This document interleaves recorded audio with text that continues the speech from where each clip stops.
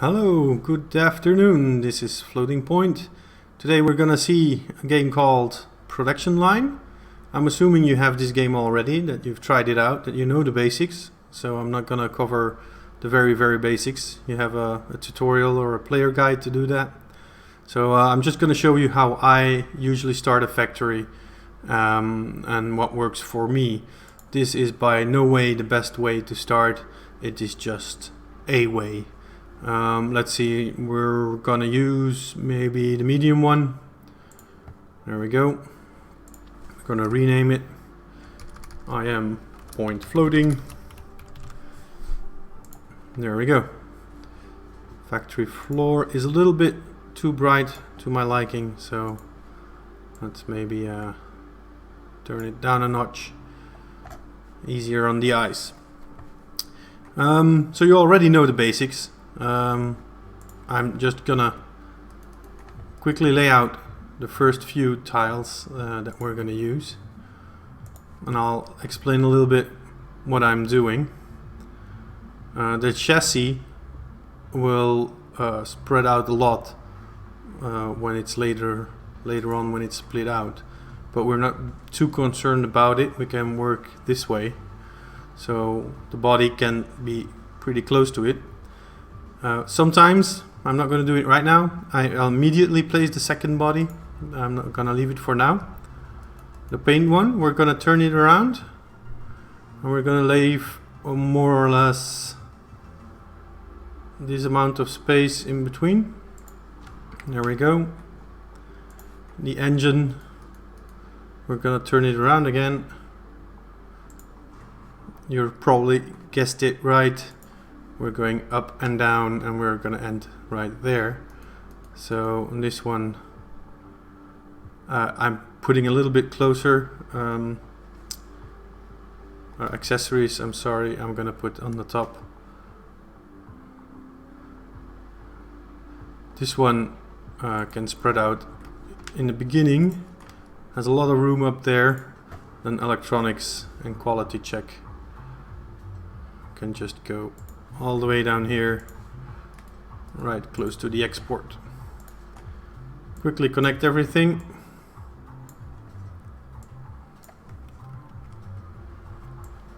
This one is the only long piece of conveyor.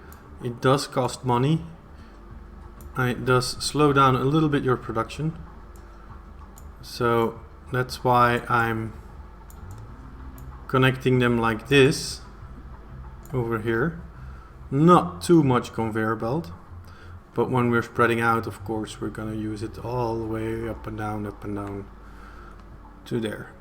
For the resource importers, it's important to know that they cost a lot of money, so we're not gonna buy too many. Can debate either using this one or this one and go all the way down. For now, I'm gonna do that, because these stations don't bottleneck very fast. So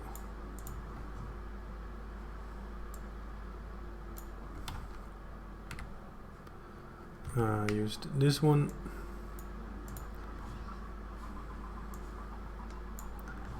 There we go, and there we go. So everything's connected right now. We do have to pause. I don't know if they already started it. Doesn't matter too much. I'm creating 4 models right from the start. We're gonna call it a bullet, like a bullet point. And we're creating 4 types of it for every class. We're gonna take one. Let's just call them, voila. We're gonna use the models 101, 201 and 301. Just keep it simple, because in the end you're gonna have so many models. You just wanna know fast which one is which. Luxury, crank it all the way up. Expensive, mid-range, and then the budget one, just crank it up like all the way. See, change to mid-range. So, and I'll do one for safety. So the maximum price you can basically get for the budget model. I usually color code my cars just so I can easily see. I have my own system. The VIP is this thing, whatever it's called. The luxury models are the black kind of limousine, and the gold, it's yellow gold. And then the other ones can choose, but not the green ones, because green is ugly green for the budget models. There we go. We got 4 models set up. We have to add them to the start. So the 101 is in there, the 102, the 201, the 301, and the VIP. We're gonna make 1 VIP, 2 301s, 3 201s, and 6 or 7. Let's start with 6 budget cars, because the budget cars is what's gonna sell in the beginning. Right. So that's basically the quick setup. We're gonna add at least 3 of these research studios. If you look at the money, 600,000. If you had the smaller map with a little bit less money, you might already be close to the bankruptcy. But then you have got to take out the loan. The first few things are all unlocked until you get 10 cars sold. So for starters, you can use the more robots. Sometimes I try to get administration in the beginning, but it's a bit too big. You lose so much time getting that. So leave that for later. Get the more robots. By the time it's finished, we can get 1 more of these. It's a bit debatable on which way you want to go. I usually get the body specialization first, so you should get something that is unlocked for the body part. Let's quickly double check. Body specialization has fit roofs, fit doors, and fit body frame. So we're gonna look for roofs, doors, and body frame. I believe central locking is a door specialization, and the car alarm as well. So these are 2 that you can easily get with the security features. That's one option. These are all accessories except for the sunroof. I really don't like the sunroof because in real life you don't see it that much, but in game it's popular with the AI. So you can also get sunroof if you want. It also opens up a little bit more options with the environmental features than you get with the security features. Excuse me. But let's for now just do security features, central locking. There you go. We got these 3 set up. And of course we do need the body specialization if we want to use it. Probably the body specialization is going to research before central locking, but that doesn't matter. It resolves by itself. Okay, there we go. Now we have to look at the money flowing. The slowest part in the process right now is the paint.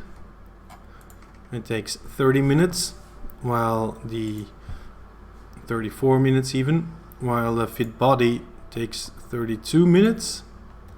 So these 2 we need to double up.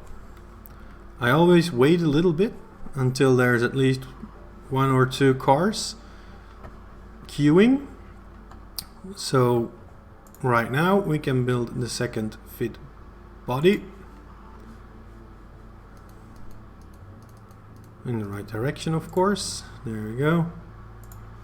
Connect it with the conveyor.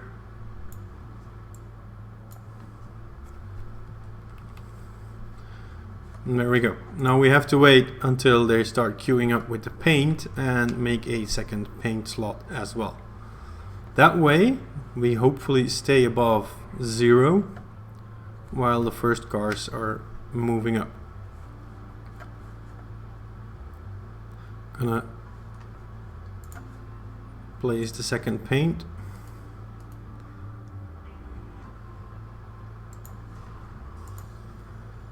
Okay, the more robots. We're not gonna install it quite right now because there's no bottleneck where we need it.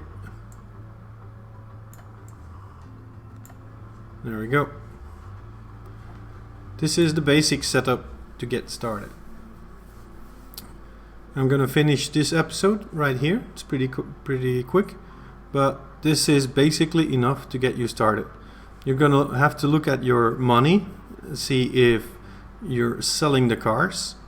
Once the cars are in your showroom, just look at which ones are not selling and then start dropping the price. Usually the first few VIPs or luxury expensive ones, they start selling pretty quick and they give you lots of money. But once they end up staying in the showroom, just drop the price down. Especially for the mid-range, you're gonna need to drop it down a lot. That's why I've already put it a little bit down and not up here. Then the bullet 101s you usually can keep quite high and make money. Of course, gross profit right now with the overhead is quite negative, but that's just something right now. It's gonna get better, I promise. All right. So this is the basic setup. I see you in episode 2, where we will discuss the first expansion areas. All right. Thank you for watching. Hope to see you in the next video.